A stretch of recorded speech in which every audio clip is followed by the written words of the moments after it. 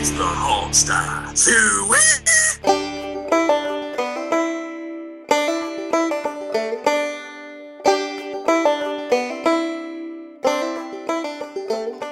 Hi, everybody, and welcome to this week's episode of the Hog Sty. Sean and Robbie, they're both out today, but we still have Steve. How you doing there, Steve? How are you, everyone? I'm sitting here in the dark in my house doing this podcast and because of a power outage in the neighborhood, so just goes to show how dedicated I am to hog sty operations. Yeah, Steve, glad that you were able to figure out a way around that, because we all know you're not the most technically savvy of us all, but with my technical problems, it's just amazing that I have even the computer turned on. And then, of course, we want to welcome back Kelly. Kelly, who's now in an apartment. I am. I'm in a completely empty apartment. Unlike Steve, I've got technology, but I have nothing else. I have no furniture. I have a coffee maker and a laptop, so we're good to go from here. See, I have furniture and a coffee maker, but I don't drink coffee, and I can't see my furniture because it's dark. Well, there you go. You and my grandpa both. Well, we have a pretty light show, honestly, this week, because it's that part of the offseason where absolutely nothing is going on. But here to catch us up on what did happen this week, Kelly, give us the headlines. Well, it's as you said, it's sort of the start of summer, which means that there's not a lot going on. OTAs just wrapped up. We got a lot of good information out of the Redskins, saying some fairly trite and predictable things about how everybody's playing better than last year, and we're going to be great this year. So take that for what it's worth. In other headlines, Evan Mathis was released from the Eagles. He's a 34-year-old guard. He's been to a couple Pro Bowls. He's a good guy, but he's 34 and apparently couldn't make the Eagles. So we'll see where that goes. Also being released, Brandon Spikes, linebacker from New England, got released in one of those fantastic ways, involving apparently leaving a $300,000 automobile out on 495 after smashing into some people and then just generally going crazy. So doing well, sort of playing a little bit of a Fred Davis, but not sleeping, smashing into things and abandoning extraordinarily expensive vehicles. I think he's one up, I think he's one up, Freddie. Fred's going to have to get back into the NFL and up his game a little bit because Brandon I think just put him into number 2. And then I guess the other thing that happened was the NFL's top 100 was released, and we had a couple guys in that list. So Trent Williams came in at number 47. So way to go to the Silverback. Deshaun Jackson, number 50. And Ryan Kerrigan's in the list now at number 78. And that's the Redskins representation in the top 100 list. And those are our headlines for this week. Well, wait a minute. Except for, I assume Robert Griffin's going to be about number 2 on the list, right? Oh, I'm sure. Yeah. No, well, he was drafted second, and that makes him the second best player in the NFL. Right. That's the rule. That's how it works. I'm just hoping and waiting. Yeah, I think that we still have 39 players left to go till the NFL finishes that list. What do you guys think? Do you think we'll have anybody else? I think we'd probably all agree Morris should be on there, right? Yeah, I think Morris will end up. Yeah, I do too. I think he's going to end up in maybe low 20s, high 30s, probably. I think he's underrated, because he's on the Redskins, number 1, and. It seems like in that that stupid Pro Bowl selection, when they pick teams now, which I just absolutely hate, he always gets left out of that. Well, so we could wonder on and on about how that Pro Bowl's done now. It's unwatchable at this point. I haven't watched it in years. Well, I haven't watched it at all since they started picking, having Michael Irvin picking the players. But point is, I think certainly Almo is going to be on there. What do you guys think? I just said high 20s, low 30s. I think that's probably about right. Alfred Morris, I don't know if I would ever say he's the best player on our offense. I think that does go to Deshaun Jackson.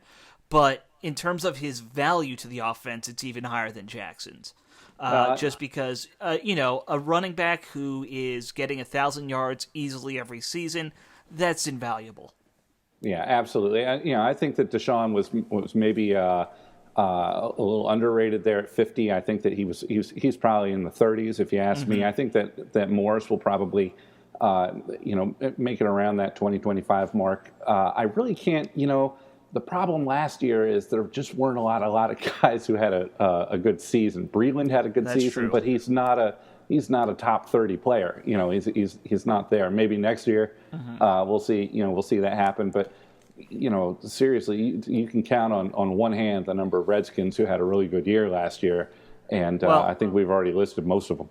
I would just also say there are guys who were on that list, I think, last year, and they aren't going to be this year, like Garcon. Garcon probably could be in the top 100, but he did have a down year as well. He's not going to be ahead of Garcon Sean Jackson. Garcon should be in the top 100, in my opinion. Yeah. I mean, I think he got disrespected, quite honestly, by not being in there. Maybe he'll use it as motivation. Well, like I said, he had a down year. Yeah, but he still had about 200 receptions over the past 2 seasons. So I mean, Well, sure, but we're talking. I mean, is it the top 100 in the NFL today, or is it the top 100 that from last year? Well, that's always the tricky part about it, isn't it? it's what I think the players vote on this, right? Isn't Right, that who does yeah. this list? So Yeah. it's sort of whoever the players think are the best 100 players. Yeah, because Garcon's not going to come in ahead of Deshaun Jackson. He had, Deshaun Jackson not only had a better year, he's also a better player. I totally agree with you there. But I think that doesn't mean Garcon might be somewhere around his number, right? I put him in that 88 range. Yeah, I think you're right. I was about to say low 80s, high 90s. He at least should have made that list, I think. You can't tell me there's 88 better players in the NFL than him. The only other person I think on this team who might still be on that list and hasn't been revealed yet is our new nose tackle, the 370-pound monster, Pot Roast Terrence Knighton. And I don't know if he'll make it because we all know the NFL doesn't respect nose tackles in the end, but he is probably as dominant of a nose as anybody else out there, and I think he should be on that list as well. Well, he's so big that he might take up 2 spots on the list. I see what you did there. Somebody hit a rim shot. Played, Come sir. on. Yeah, let me see if I can find one in post. Perfect. Now, I think I haven't followed Pot Roast very much because obviously he wasn't playing for my team, so I didn't watch him nearly as much as I will say this season. But from everything that I've seen though, he's got this new tag now that what was it the best steal in the NFL. Yeah, well, he proclaimed it himself. Well, sure, but I mean, if you're gonna start one of these things, you got to take initiative. I think he right, that works though? in his favor. Isn't he right? He could be. I mean, we got him for a 1-year deal for $4.45 million, I believe, is the salary cap number. That's crazy. I mean, the guy truly is one of the best nose tackles in football, I think.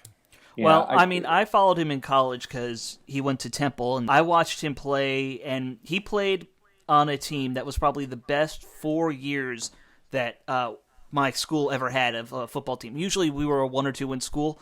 It was him, Bernard Pierce, Jaquan Jarrett, I think, and a couple other guys who ended up in the NFL, and they just turned that team around completely, got him a bowl game, which they hadn't done in 30 years. And so I remember Pot Roast from back in his college days. My brother went to Temple. Having the best 4 years that Temple's seen is a pretty good accomplishment in Philadelphia. Not necessarily the high water mark for college athletes everywhere, but pretty good for Temple for sure. Well, you know what the high water mark of Temple football is, of course. You guys know this. Well, we had 2. There you go. Kelly said it. Did I get it? Bill Cosby has got to be the high water mark for Temple. I would disagree. We had Pop Warner as our head coach back in the early 1900s. Oh, did you really? I didn't know Pop Warner went. Yeah, he coached there for like 3 years after he left the Carlisle Indian School. I just am wondering if whether the Temple cheerleaders from the late 60s, were worried perhaps because Mr. Cosby was there on the team. Well, you ask Bill Cosby, that was just the way that he picked up women back then, and times have changed and Bill hasn't. Not to go off on a whole Bill Cosby tangent, but Sorry. Anybody who went to Temple and when I did, we all knew about it because one of the graduating classes, in fact, my graduating class was one of the few ones he never got to speak to because there was a lawsuit against him for sexually harassing one of the female basketball players at the school. Who knew? I didn't know that. I don't want everyone to at Temple knew. Yeah, on a Temple or a Bill Cosby deal, but it's just so sad to see the allegations against him because I was a humongous fan as a kid of him, and I just hope it's all untrue in the end. It's strange how we kind of get these squeaky clean characters in life that it turns out it seems that the most squeaky clean people that you come across are the ones who are sort of the most depraved. You remember how weird it was when all these women started coming out about Tiger Woods? I know. I mean, these things, they're just they really shatter your image of people. Mm-hmm. That's why I don't try and pretend to be something, some squeaky clean character. Well, sure, no, you'd be low ruining, expectations. All of the children looking up to you, man. It's important. I do my best to live a clean life, but we're not, none of us are perfect. Right. There's one guy sitting out there right now who I think would be on his way to Redskins Park right now if Vinny Serrata was still in charge. And Kelly said it in the headline. That would be one guard, Evan Mathis. I can't imagine that if Vinny was still here that he wouldn't be a Redskin right now, despite the fact that he's 34 years old. I have to think somebody's going to pick Mathis up just because he's such a highly rated guard. I've heard the Giants and I've heard Tampa Bay both mentioned as teams that could go grab Mathis. Yeah, I don't think he's a good fit in Washington, and the reason I think that he's probably a better guard right now than Laval. I'm very happy that we have Brandon Scherf. I'm a little strange about him playing tackle. I think that it might make more sense for him to play guard, but right now we really need to rebuild, and so the team that needs to find an Evan Mathis, it wouldn't surprise me for him to end up at a team like New England. It never surprises me when a guy, Pro Bowler guy at the end of his career ends up in New England. Right. That's their MO. Well, that's the thing. They're competing, right? They're at that Super Bowl level where, picking up a guy like that, even if he's only going to give you a year, 2 years tops, it makes sense for your team because you're looking for that guy to push you over the edge. We need young players. I really, really like everything that's been going on in terms of the players that we've been bringing in, young players, mean players, attitude players, and then picking up these old retreads, it's not the right time for us. Yeah, I agree totally. I think, Mathis has got a place somewhere, but, if he comes in here and takes playing time from, Ari Kwanju or, even your favorite guy, Laribis. I'd rather you take time from Laribis, Alex. Well, my larger point would be I'm ready to ride or die with the young guys. Me too, definitely. Even Laribis, he has some value now that he's playing center as well. That's a backup guy, and you need backup guys. So I'm fine with that. He knows all the good takeout deals. He's the kind of guy you want in the locker room when it's time to order food. If he knows where, he knows where to have the takeout Chinese and the pizza and the everything else, you just send out the rib. That's the key. He's all set. I haven't been able to make it here the past couple of weeks, which is a disappointment for me because I really enjoy being here. But it takes away I didn't have the opportunity to just praise the good Lord that we no longer have Chester. On the organization. Speaking of guards, just how that guy even made it this far is beyond me. Best of luck to him. I'm sure he's a swell guy, but he just never did anything for the Redskins. It was stood out to me as beneficial. So on Mathis, I would say I think we're all kind of in agreement. He's probably better than some of the guys we have. I think there's no question about that, but that's not what we're doing right now. We're trying to build this thing the right way, and you don't build the right way when you get a 33-year-old, 34-year-old guard. Yeah, I agree, and I think we can all also agree that Vinny would have had him here in about 2 seconds, if possible. Now, how old's Brandon Spice? Has he, maybe he's just walking his way down 95. Well, Kelly, what did you say the charges were against him? Did you say it in your headline? All kinds of charges. It would probably be easier for me to list the charges that have not been levied. I think there were 4 or 5 charges against him. Hit and run. Let's see. He had there was the speeding, negligent driving, and then a few other offenses, which I think abandoning your car is illegal there. Yeah, in the middle of the road. Yeah. Yeah. Okay, let me tell you all how it's going to work. Okay, none of these things are that serious. In the world of criminal law. What about the hit and run, if there's a hit and run? The hit and run, yeah, but what damage was there done? Was anybody hurt? I don't believe anyone was hurt. I don't think anyone sustain any injuries. None of these charges are that serious. So what I would anticipate happening is that he will cut a plea bargain deal that will involve community service and probation for some period of time. If any of these charges are felonies, it's a fairly minor felony, on the scale of felonies. So I would assume he would probably plead that down to misdemeanor, and he will probably be good to go with the exception of his visit to Mr. Goodell's office, and that's going to happen, and he will get a suspension of some period of time based on personal conduct policy. Probably like a 4-gamer or something like that. Yeah, probably so. And then, but that'll be it, and he's going to be back. So, yeah, Kelly, I mean, I don't know if Jay Gruden would be interested in him or not, but he would certainly be eligible, I would think, to play. I mean, he's an inside linebacker, is that right? It's kind of a position where we have 3 pretty good guys. I don't know if any of them are his level, but we could definitely stand an upgrade at inside linebacker for sure. I'm really happy with all the reports that I'm hearing coming out of camp about our outside linebackers. Everybody seems to be, competing real hard there, and the young guys are improving, and Ryan's becoming a veteran leader and that kind of thing. I did get the full list here from the ESPN news service of the charges against Spikes. Good. It says authorities cited Spikes with speeding, operating a motor vehicle negligently to endanger, which is just a pretty cool sounding rule. Leaving the scene of a crash that resulted in injuries, and failing to stay in marked lanes. Now, the funny part of this, however, is that apparently before he fled the scene, Spikes was contacted by the Mercedes onboard assistance service, which had detected a crash and called the vehicle. And Spikes told the assistance service that he'd hit a deer. So maybe his vision's not what we need it to be. But he didn't get charged with DUI, though, right? I guess they probably couldn't if they didn't find him at the scene. If you can't find the guy, yeah.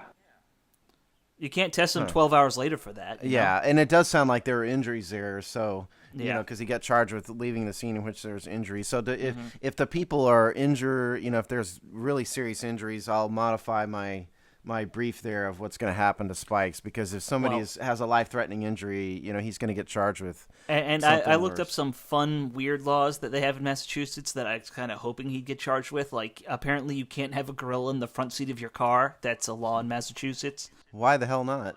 But that's not in the list, so that's unfortunate. Because of society, Steve. It's all because we need to protect society. I think it's what it is. It's really people are being racist and prejudiced against people with a lot of hair.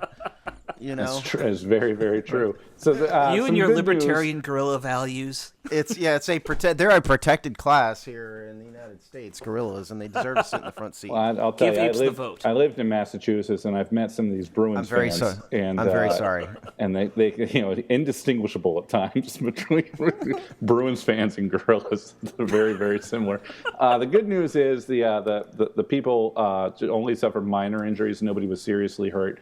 I have no idea whether or not he was drinking, but if you can't tell the difference between an SUV with 3 people inside it and a deer, there's a chance that maybe you've had one or two. He should have at least said moose. Yeah.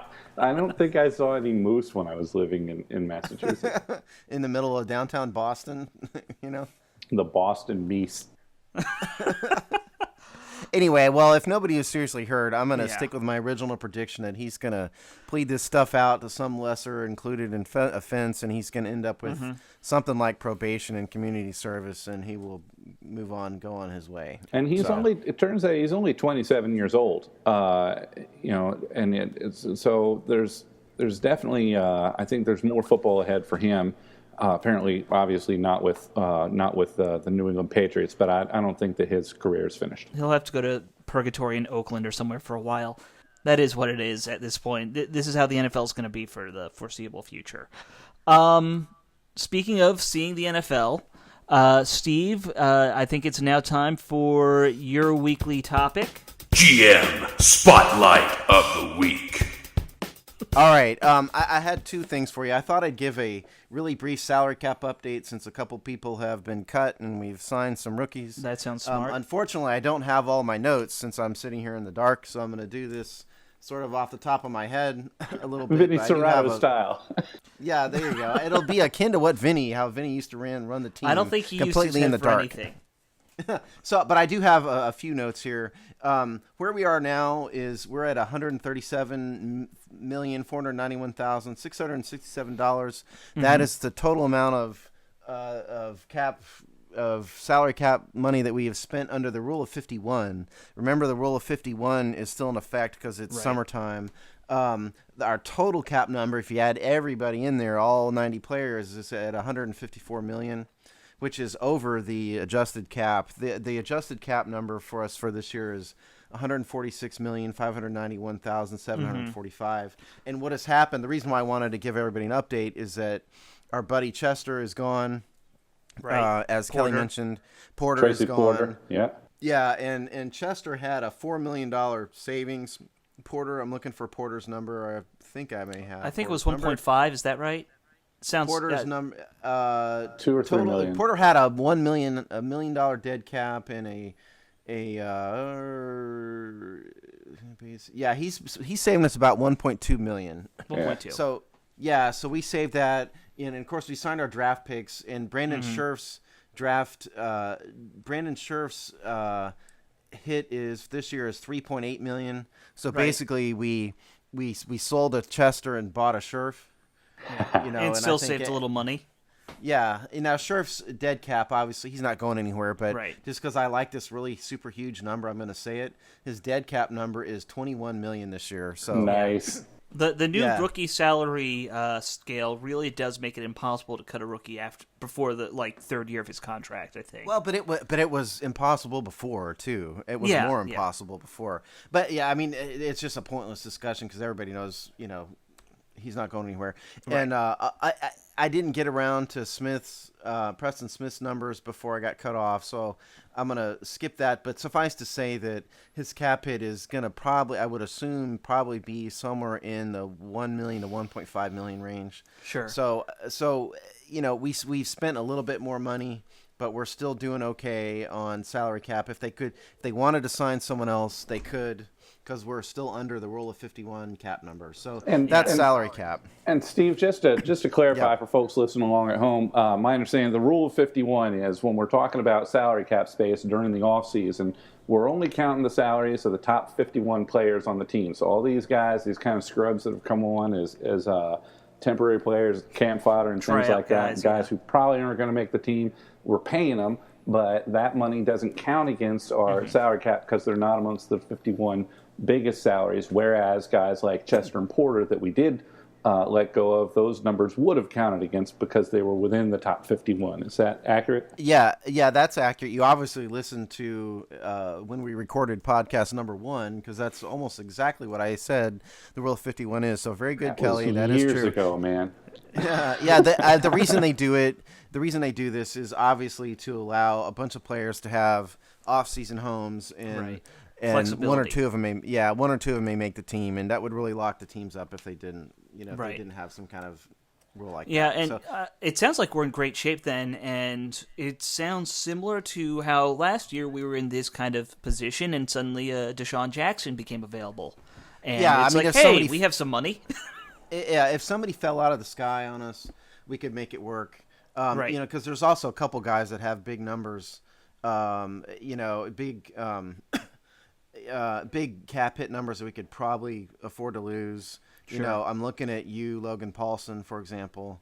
And there's one or two other guys like that if we had to get rid of somebody, we probably could. So and at the same time, I'm assuming the team is still looking to re-sign Kerrigan and Williams, and that's going to play into the whole cap total. Not this year, but going down the road. So we got to keep that in mind. Yeah, I mean, just kind of as off the top of my head, let's talk about what the future may hold, kind of thing. If the team keeps Robert Griffin next year, he's got, I believe I said, 16 million. Yeah. Right. Now, Trent Williams' cap hit this year is almost 14 million, 13.7 million. He's probably going to be around that much. Around that much again. But that having been said, it wouldn't surprise me if Bruce Allen and company found a way to slightly reduce his cap hit. And the reason why is that rookie contracts, you have to prorate the signing bonuses on a linear basis, meaning it's going to be the same each year. If you have a $20 million signing bonus, it's going to be a $5 million cap hit for 4 years. Basically. Let's be perfectly honest about Robert Griffin, though. The rookie salary structure is set up so that the people who are picked the highest are going to get paid the most, which is fair. That makes sense, but that's done with the expectation that the team is expecting him to play to that level, right? Their team's expecting Robert Griffin to perform at a number 2 draft pick level, which I think you can fairly say he hasn't done. So if he doesn't get that salary number down, I can't see him making that kind of money anywhere. To be honest with you. Yeah, probably not. But also, if he doesn't perform, the team's not going to sign him at all. Right. I don't think they're going to sign Robert Griffin to a 2-year, $8 million deal. They're either going to sign him to a $100 million deal, or they're going to let him go. Yeah, he's on a 5-year show me deal as it is. Mm-hmm. Yeah, basically. And so, but my point is his cap number is going to go up. Because right now, today, he's got a $6.7 million hit. So you got to figure that's going to go up significantly if they sign him. Trent Williams is going to be about the same, maybe a little less. Mm-hmm. Kerrigan's going to go up a lot. Because Kerrigan's number, let me give you Kerrigan's number if I can find it. Kerrigan's at a $7 million hit. He's going to be hitting 10 plus. Yeah, I think so. But the salary cap itself is going to go up every year. And just so everybody knows, I can't go into specifics on it. I'm not really prepared for it because, again, I'm sitting here in the dark.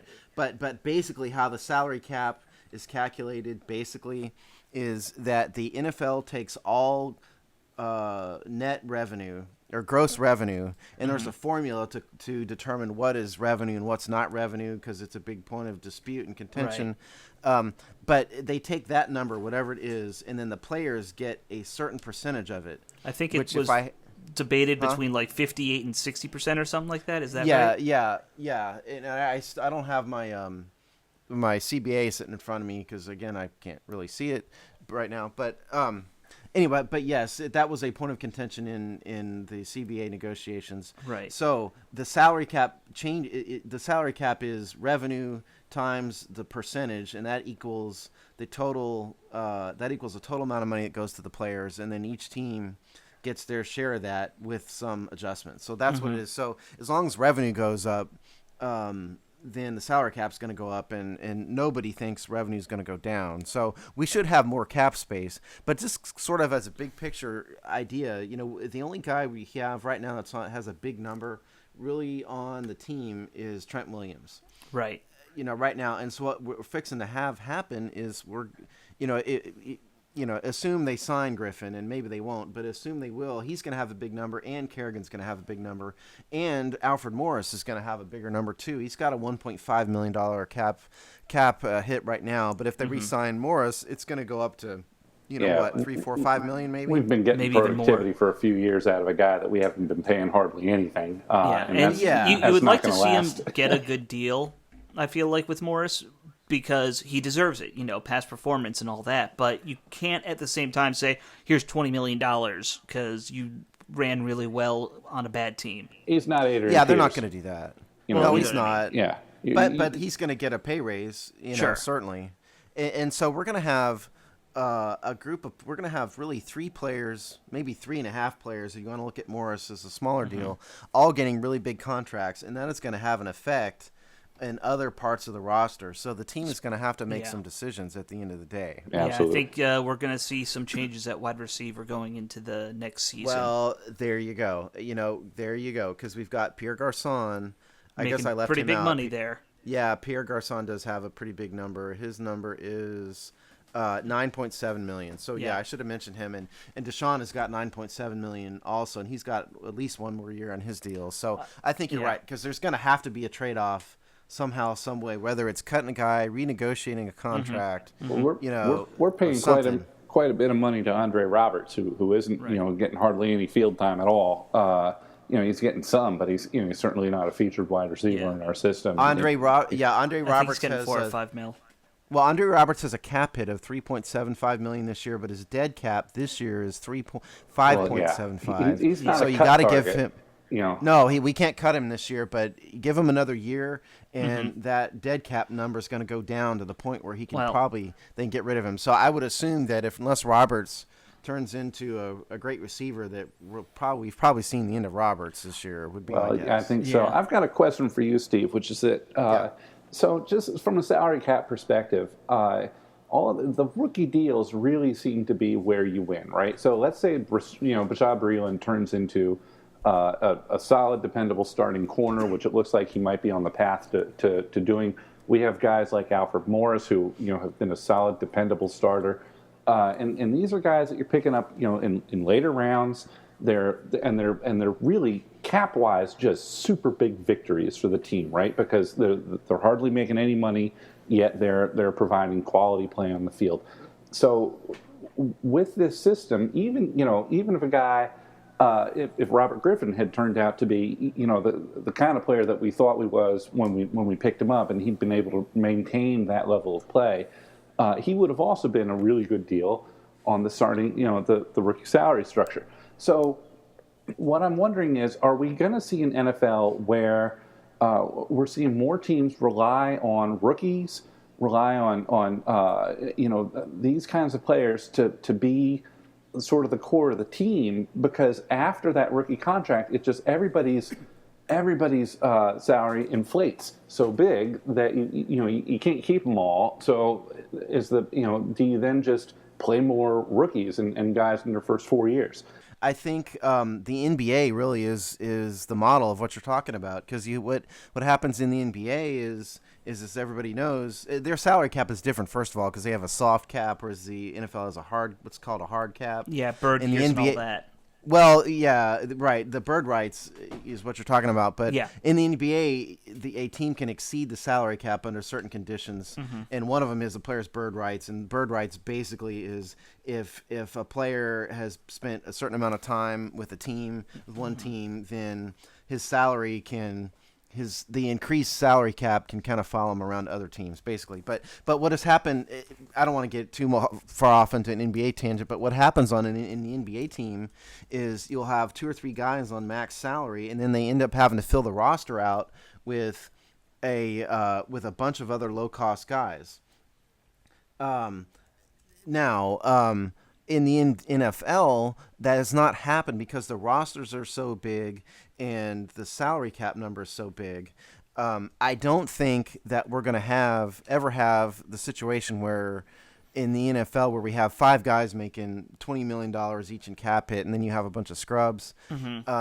It's just not really the way the NFL manages their rosters. And more importantly, the NFLPA is not a strong union in terms of sports unions. They just don't have the clout that the NBA Players Union has, and especially the Major League Baseball Players Union has. They don't really have the ability and the negotiating firepower to force the NFL owners to pay, the top, Peyton Mannings of the world just an exorbitant amount of money, because they're just going to say, no, forget you, we're just going to move on. So to Kelly's point, I don't think we're going to get to the point where we have 5 guys making big numbers and then rookies, 40, no, but his point is good, because a guy like Breeland, say, you play Breeland out and he does well, he keeps doing well. Well, he's going to want a new contract in 4 years from now. Sure. And he's going to go from a $631,000 cap hit to millions. That's just where teams have to make choices.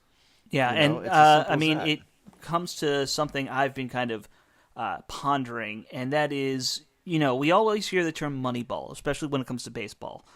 But I think that the new rookie structure really is going to start allowing for a type of Moneyball to be played in the NFL.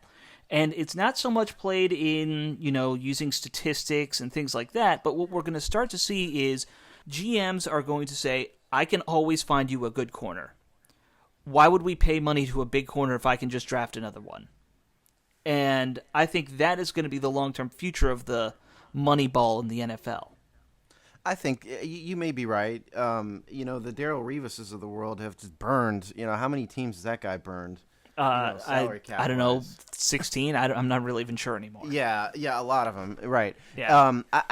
I just think the owners and the salary cap guys in the NFL have enough clout that they just won't let happen. They just won't let that happen, as you're saying, Alex. And I think that in our case, for example, if Breeland pans out, we'll just use Breeland as an example. Right. Breeland pans out, he becomes one of the top corners. And they want to keep him. Well, guess what? A guy like D'Angelo Hall is going to be gone. He will be.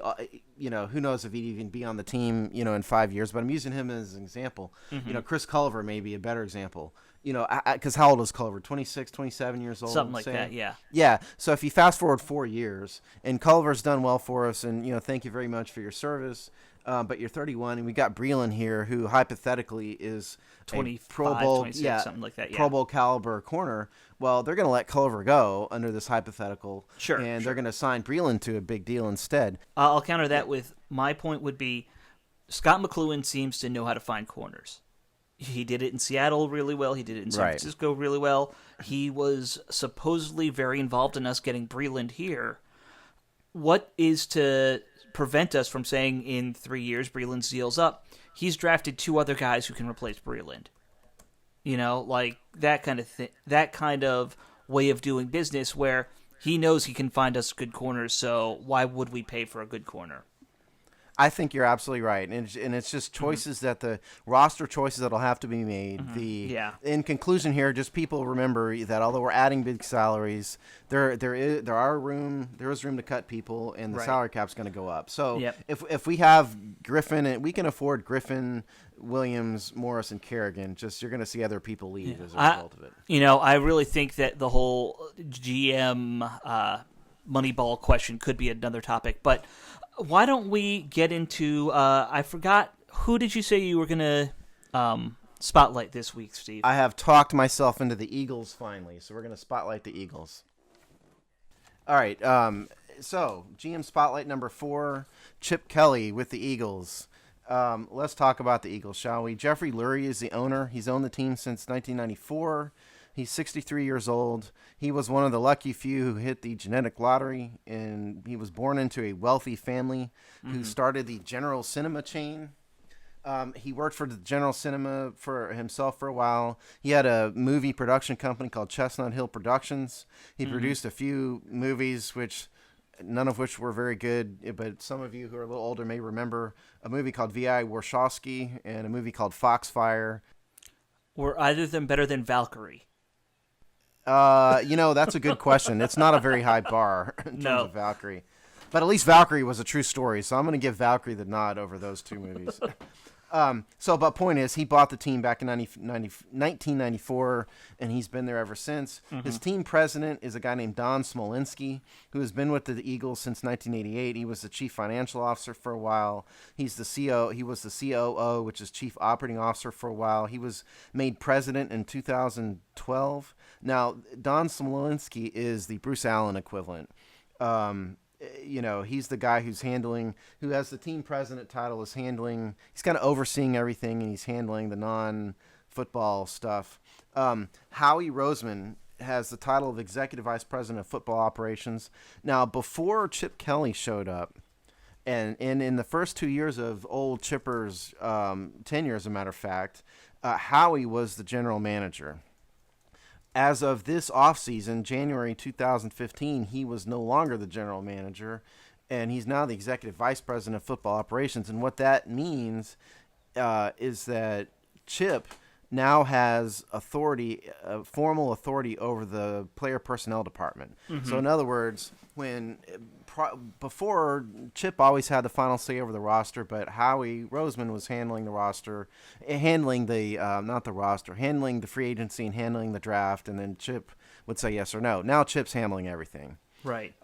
So Chip Kelly's background, just briefly, he's 51 years old. He was a high school quarterback. He was a defensive back at the University of New Hampshire. He coached at Columbia University and at University of New Hampshire. He coached at Johns Hopkins. He moved to Oregon in 2007, and where he was the offensive coordinator and he became the head coach in 2009. A very successful program. He never actually won a national title there at Oregon while he was the coach, but nonetheless, he was the hot topic back then, in the NFL, and he moved to the Eagles in 2012. So that is Chip Kelly kind of in a nutshell. He's got a tremendous amount of ego, tremendous amount of authority. He's one of only 3 coaches in the NFL that has this much power. Bill Belichick is another one. Pete Carroll's another one. And by the way, I'd like to correct something I said last week. I believe I said last week in the Seattle Spotlight that John Schneider has final authority over the roster. It's actually Pete Carroll that has final authority over the roster in Seattle. So I correct myself on that one. So this is the Chip Kelly show now. It was sort of the Chip and Howie show before. As of this year, it's now the Chip Kelly show. The Eagles have had a tremendous offseason in terms of the number of moves they've made. Just crazy. They've been the talk of the NFL for months. Probably the biggest thing they did is they traded LaShawn McCoy to the Bills for linebacker Kiko Alonso. LaShawn McCoy, famous Redskin killer. Certainly one of the best running backs in football, no doubt. Sure. Kiko Alonso being 2013 draft choice, tore his ACL in the 2014 offseason, so he's coming off injury. He started 16 games in 2013. Good player, but I don't think anybody would think that Kiko Alonso equals LaShawn McCoy in terms of football talent. So this is a case of Chip Kelly did not want LaShawn McCoy for whatever reason, and he moved on. Now, LaShawn McCoy actually made an allegation to the media up in Buffalo that this was racially motivated. He pointed out that Chip Kelly had released / traded / got rid of a lot of talented African-American players. And what he left unsaid was that Riley Cooper remained, And Riley Cooper is the wide receiver who yelled a racial term at in a a country threatening concert, manner. right? Yeah, I'm not going to repeat the term. Doesn't need to be said. But suffice to say, it was bad. And so that was McCoy's point. He didn't go into detail to it. Certainly I think if Chip Kelly were here with us, he would deny, that he was, racially motivated. And I think Exhibit A, frankly, is that he signed DeMarco Murray to a 5-year, $40 million contract. Right. So basically what he really did here, far be it for me to, talk about what's in Chip Kelly's heart in terms of race, but just the objective facts show that he traded one black running back for another black running back. Yeah, I don't, I don't buy those allegations that it was racially motivated. I mean, maybe he doesn't like the certain personality types, and that's part of it. But that's not race; that's personality. Yeah, that's right. DeMarco got a $21 million guaranteed contract, so he's there for the long term. DeMarco Murray's been another Redskin killer when he's been healthy. DeMarco has had significant health concerns over the years. I really wish he would have moved out of the NFC East, quite honestly, but now we have to deal with him on the Eagles. The other really big move he made, I guess there were 2 other big moves he made. First thing is he traded Nick Foles this year to the Rams for Sam Bradford. There were a couple draft picks that went. Yeah, it makes no. Well, except in this respect, Alex. And a couple draft picks went back and forth, but basically this is Nick Foles or Sam Bradford. Sam Bradford's contract, he has a 1 year left on his deal. This upcoming 1 year season, and so this may be a case of that. Chip Kelly just didn't think Nick Foles was going to make it in terms of being the franchise quarterback, for the future. So he signed Bradford on a 1 year tryout deal, and if Bradford lights it up, stays healthy, then he gets his big contract. Or next year he just goes and tries to find some other quarterback. He's not locked into Sam Bradford. It's important for people to remember. Sam Bradford is on the last year of a rookie deal. Sam Bradford was the last player of the last year where the rookies got big contracts. So. Yeah. It's certainly a questionable move to me, but he's not locked into Bradford, so that's good. Bradford's got $12.985 million left on this 1 year deal. The other big move they made was they signed Byron Maxwell from the Seahawks. I mentioned this last week in the GM Spotlight. he got a 6-year, $63 million contract, $25 million guaranteed, which is just an enormous number, I think, for a cornerback. But Byron Maxwell, certainly one of the top in the league.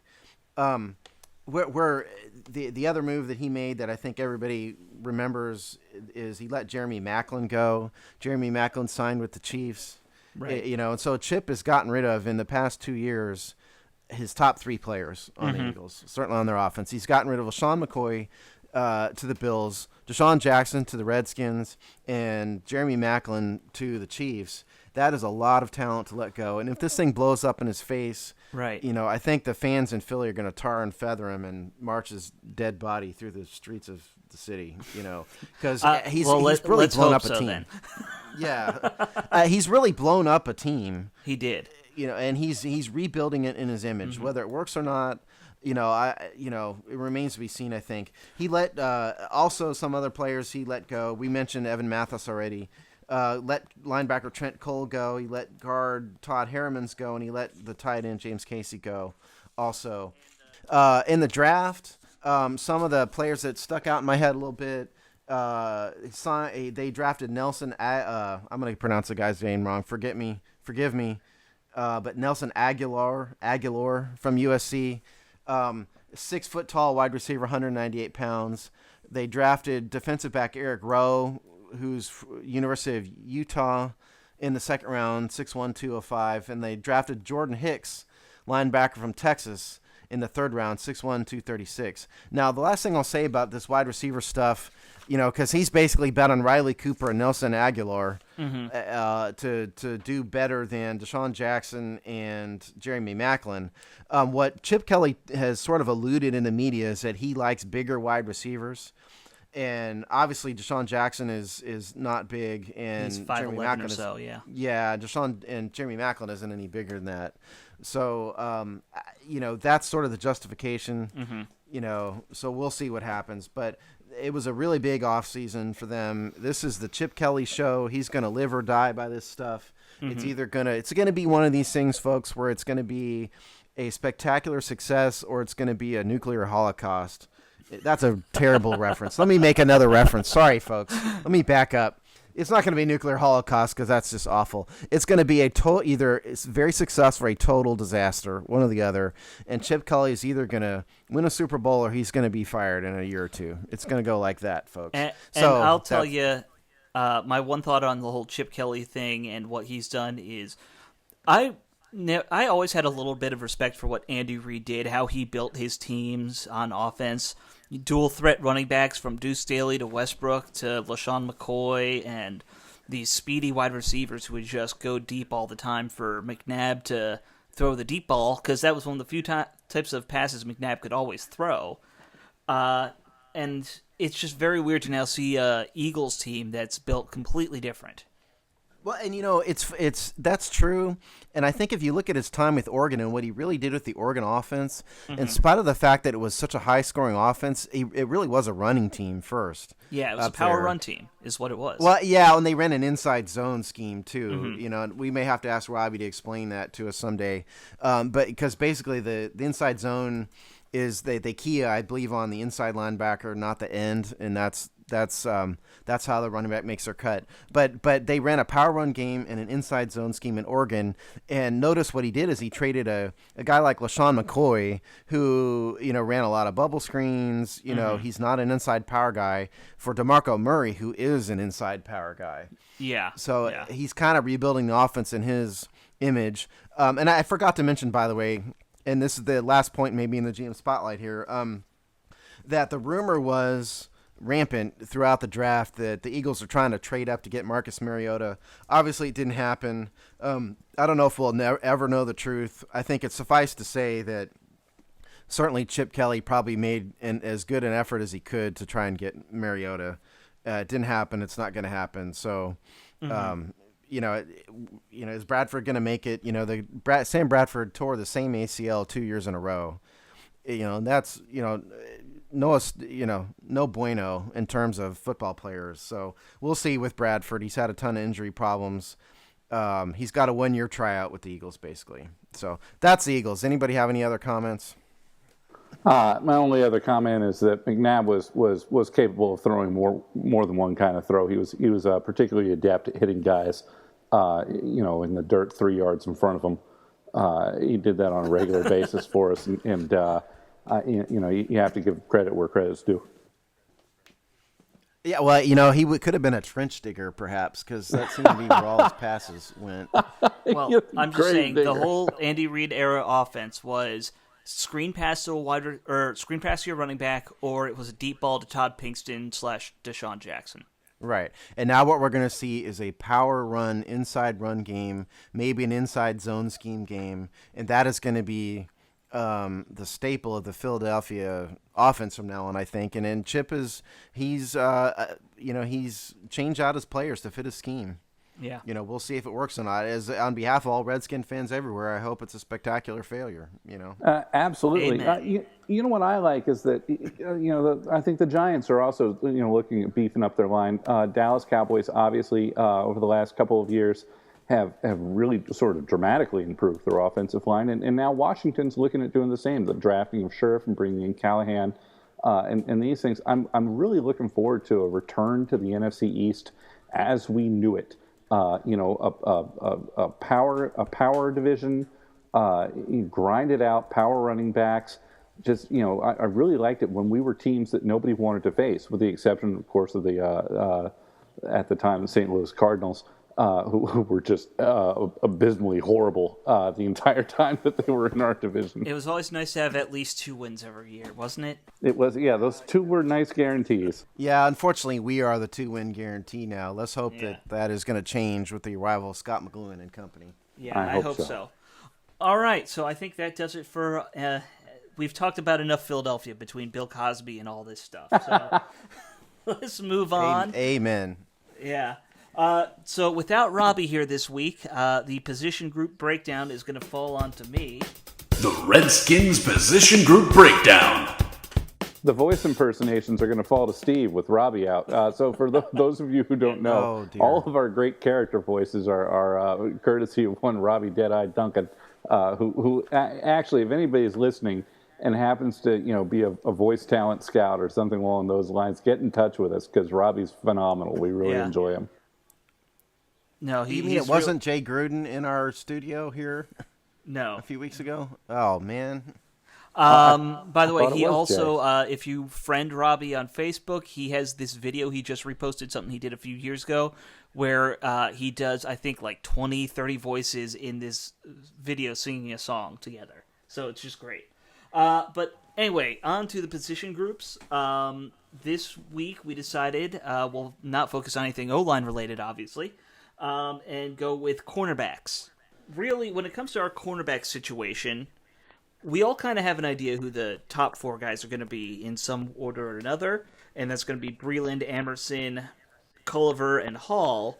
But we have a couple guys on the bottom part of the roster I'd like to mention first, and these are the guys who are all going to be kind of fighting it out for that last spot. So we have Trey Wolf, who you guys may remember. We signed out of Fort Valley State. He played in Seattle didn't play, but he was on the Seattle roster last year. We have Justin Rogers, who was here last year and hasn't really played much. He's a 4-year vet. Well, no, let's start at the top. The big question, obviously, for the Redskins is the health of D'Angelo Hall. And it's really not the health of D'Angelo Hall. I'd say it's whether D'Angelo Hall is going to get back his athleticism, and his ability to cut. What's important for a corner, let's talk about what's important for a corner. A corner needs to be able to make cuts. He needs to be able to swivel his hips well, and he needs some sort of baseline speed from a physical standpoint. Mm-hmm. And so, with D. Hall and his ankle, or his Achilles rather, the question is going to be whether he's going to be able to make the quick moves, the cuts on his ankle. Yeah, it's really the cuts. And we don't really know. I mean, he posted a video on Instagram a few weeks ago of him doing a backflip. Very helpful. And that's good, but I don't know if that means... Yeah, exactly. It's extremely helpful. He participated in some individual drills in OTAs, but he did not do any sort of group drills. So I think D'Angelo Hall is still an open question here. And so really what we have today, if the season started today, we'd have Culliver as our number one cornerback, and we'd have Bashaud Breeland as our number two cornerback, and then David Amerson as our number three cornerback. Now Culliver, I've heard good reviews of Culliver, but he has never really started before in any sort of regular on a regular basis. I don't believe. Will somebody tell me if I'm wrong? But I don't believe he's been a regular starter. Double check that. I thought he was the number two guy in San Francisco. Okay, well then, that's I guess a better way to say it is he was never the number one corner. That I'm reasonably sure about. No, he started 14 games last year for San Francisco. Okay, yeah, but I think he was more the number two guy than the number one guy. Bashaud Breeland, listen, he had a good rookie season, but let's not get all romantic about. No, he had Breeland. some rough patches too. We gotta he did. We gotta try and remain balanced. He's got to develop. I think he has a great attitude, and he seems to be a studier. And I study the game. I hear reports that he's a real big film guy, and so that's good. And he did do a heck of a job against Des Bryant last year. Yeah, but I that's think one Bashaud, game. Yeah, that's one game. I think he has the potential to be a starter, like a number two cornerback type guy. So we do have question marks, and it really would be far better if D'Angelo Hall, in his years and years of experience, is healthy enough to be back there on the field. I think that would be a good benefit, and I think that our defensive backfield really will be missing a lot if he's not there, just because while we hope these guys are going to work out, we don't know if Culliver is going to be good enough to be a number one corner, and we don't know if Bashaud Breeland is going to be consistent enough. And David Amerson, David Amerson, Lord. he had his issues last year. I mean, when I look at Amerson, I see a guy. He's got all the physical tools. He's got the speed. He's got huge size compared to the rest of our corners. And he's got athletic talent. It really seems, and this is at least what I've seen in interviews with him, it seems like it was a confidence thing. He didn't trust the guys he had playing free safety and strong safety, and that led to him missing his assignments a lot because he didn't trust, Ryan Clark to actually go deep when he needed to. I had some of my issues that I had with Amerson when he first came out. He was a social media guy, which is fine. I have no problem with that. But he's posting vines about his growing shoe collection. He's posting vines about hanging out with his boys. Shots at the club and things like that, and you just kind of get the idea stuff that he's that guy, right? And it's the stuff that you don't want to see. I heard a little bit earlier that Amerson is sort of slotted right now as the number three guy behind Culliver and Breeland, and that makes sense. But it was interesting because when apparently in nickel packages they're looking at moving Breeland to the slot and having Amerson take the number two wide position, which I think probably plays best to his skill sets that way. I have a couple of more thoughts about the corners. My first thought is, which I guess is probably my third at this point in this little rant, but if D'Angelo Hall is able to come back and play at the level that he could play at before he was injured, I think he's our number one corner. I think that he's the guy with the experience lining up against the Des Bryants of the world, and that's if he can do that, then there's no reason for him to not return to that spot. And then it's a battle between Breeland and Culliver for the number two position.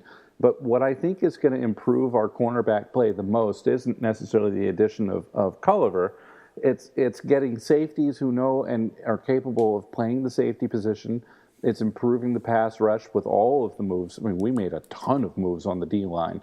And bring Joe Barry in, right? So if we're able to really see a significant change in both the way that we do the pass breakdown, or the pass rush, as well as improved coverage from our safety play, I think all of these guys in the corner position have an opportunity to play at more to their potential. It was a disaster last year with breakdowns and miscommunications, and safeties don't have the speed to cover deep and all kinds of problems. Right. Yeah, first of all, I think if it's a battle between Culver and Breland for this number 2 spot, it's not a battle, okay? Culver's going to get it, and the reason I say that is that Culver has about a $4.8 million salary cap hit, I believe. Right. $4.25 million salary cap hit. $4.25 million is not going to be a nickel corner, and so I think I don't think you're wrong in that, Kelly, in that from a performance standpoint that may be the case, but at the end of the day, the guy with the big $4 million salary cap I disagree with you, Steve. I think I think that Do you? I think that McLuhan's going to pay what he needs to get the right guys on the football team. But I think that once they're wearing burgundy and gold, I think that the philosophy should be, and I hope that it is, that you're gonna play the guys who are going to win the games for you, regardless of how much you're paying them. And I think that we showed that. They benched Robert Griffin. They brought in a guy. Heck, Roy Halou was making more money than Alfred Morris was. But we're playing the guys who are capable of putting us in the best position to win. And I really think that if Perry Fewell and Joe Barry and Jay Gruden believe that Breland can play the number 2 corner better than Culliver, and I don't know Culliver enough to have an opinion on that. Maybe he can, maybe he can't, but I think they'll play the guy who's going to do the job. Well, I hope you're right. Yeah. That may be the case. Because certainly that would ultimately be better for the team. My personal opinion is I think Culliver is going to be the number 1 corner, and if D'Angelo Hall comes back, I think he's the number 2 corner. I think he's too valuable to have, as a nickel corner because he's not on the field enough. So the way I see it is Culver number 1, D Hall as the number 2 corner, and then Breland as the nickel guy, and Emerson fighting for playing time. And by the way, I didn't mean to cut you off, Alex, but I'm not going to have these stats at my fingertips because of my technical issues here right now. But Gil Brandt cited a bunch of stats toward the end of the season about the corners that had the highest burn rate and were the least effective under various conditions. And Emerson was in the top 5 and in some cases number 1 and number 1 overall as the worst in the NFL in some of those stats. And I wish I had them for you. I'll try to dig them up for next time. He had some issues last year, don't get me wrong, but he's a young guy. I think he can come back from a lot of that. And whereas last year, once Hall went down, we were struggling to find guys who could play cornerback. At least this year, we have some decent-looking depth there with those 4 guys. At least I would say I feel okay with any of them starting a game if they have to, that kind of thing. And just so I don't forget, there are 2 other young corners that we actually signed. Taj Hassan, who was an undrafted rookie free agent out of UNLV, and Mitchell. Tevin Mitchell. Yeah, Tevin Mitchell, who was drafted in the 6th round. Right. Yeah. I think Tevin's going to be a special teamer if he makes the team, or maybe a practice squad. Odds are we'll have 5 guys on the roster, so we have 4 guys competing for that 5th spot. And let's name them all for the audience again. Who are the 4 at the back end are competing for the 5th spot? Mitchell, Hassan, and the guys I mentioned at the beginning, Wolf and Rogers. Yeah, you might hear one of those names come the fall. Yeah, I don't have enough knowledge of any of them. Same to here. See but I don't want to leave them off the discussion at all. Yeah, you'd have to think that the draft pick probably has a leg up on that, right? Just from an organizational standpoint.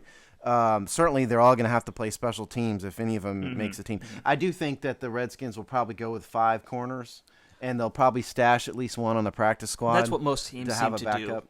Yeah, so that's what I think. Yeah. But Alex, you didn't give your projected starting 3. I mean, Kelly and I both did. Well, I mean, so much of it, like you guys were saying, depends on D Hall's health.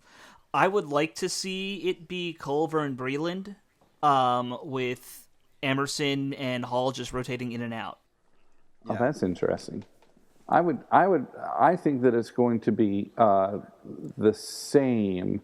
But it depends a lot on where D Hall is. So I think that if Hall's ready to go, I think he's going to end up one of the 2 starters with Breland and Culliver competing for the other one. I think that Emerson is the guy who loses out on playing time, who comes in on dime situations, which is probably where he needs to be right now. But what I find exciting is that this is going to be one of the more interesting groups to watch as we go through the preseason. There's going to be a lot of competition in this spot. That's true. I'm excited about the cornerback group because I think for the first time in a long time, we have some legitimate depth here. Mm-hmm. We've always had D'Angelo Hall and some other guys. Yeah. We've had that for several years. And I'm not as high on Emerson as some others just because of those, mainly because Gil Brandt convinced me that he was terrible. Sure. But he can develop maybe. But really and truly, now we have, I have faith that Culver is going to perform well at some level. We have capable guys. That's the big thing. We do. Right. And so we have the potential for a cornerback group that will actually be a benefit, not a hindrance to the defense, I think. And so that's, that if that happens, that strides in the right direction. And I have to think that I can't remember off the top of my head how many years Culver got. Four, I think he I believe. got 4 years. I think so. Right? That's seems to be our go-to now. It's a 4-year deal for everybody. Yeah. So 4 years, he's got a big cap number. Chris Culver is Scott McGlowan's guy. Yeah. He drafted him out of San Francisco. He brought him here to be the number one corner. We'll see the status of D Hall and everything. He's got a big cap number. So Culver is our man. And Bashaud Breeland may be it. May be the other guy. D Hall, even if he's healthy, has only got a couple years left. So I think, what really and truly has happened this offseason is McGlowan rebuilt the defensive line and he rebuilt the secondary. Yeah, those were two big holes. Right. And so I think what we have here at the cornerbacks is we have our group. They may add a player here or there, but we have our group. Way back when, there was that one year where we had some really serious depth at corner when we had Darrell Green, Champ Bailey, Fred Smoot, and the A-hole Cowboy. Why can't I remember his name? The A-hole Cowboy. You have to narrow it down a little bit. Yeah. But when you start off your list with... I'm not saying this group's as good, but that was some serious depth we had back there. You could have had any of those guys starting all 16 games, and I feel like that's kind of where we're looking at now. Well, and by the way, it was Champ Bailey. So you were talking about Green, Champ Bailey, and Dion, right? Yeah. And Fred Smoot came in as a rookie that year.